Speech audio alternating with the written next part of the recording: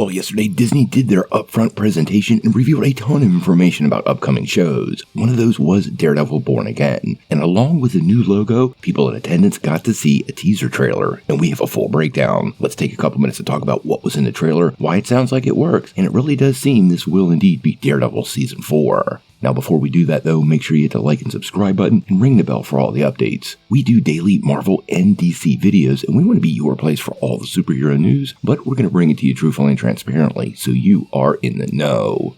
Well, yesterday was a pretty big day for fans of Marvel Studios. Disney did their upfront presentation, and with that we got updates for Agatha, which is now Agatha all along, Daredevil Born Again, and Ironheart.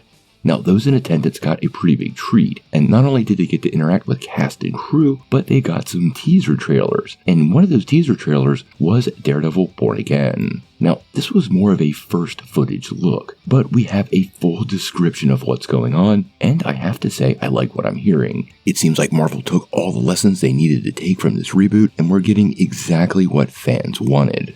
It actually reads, they did a fantastic job of replicating the visual style of the Netflix show. It looks like it could be a season 4 in that regard. We get some dialogue about how people keep disappearing in New York and nobody seems to care. Matt talks about how the legal system is David vs. Goliath. Matt seems to have a variety of costumes, or at least masks, in one shot. Frank doesn't seem to recognize Matt as he starts to attack him with a hatchet in a rage until Matt tells him who he is. There's a quick shot of White Tiger suiting up. The suit looks great. It was very much a tone piece, only a quick glimpse of Foggy and Karen as well. All I can say is it really felt right. Now, there was an additional description that came from the wrap, and that seemed to focus on, well, the violence of the show, which honestly is what worked on Netflix and should make people pretty happy. This description read, the first footage of Daredevil Born Again plunged viewers into bloody action sequences, proving that the Disney Plus reboot will be more violent than anticipated. It also featured the return of Foggy and Karen, as well as the red Daredevil suit. Now, it's unclear right now if Marvel is going to release this footage anytime soon, and if you know these events, you know they typically don't.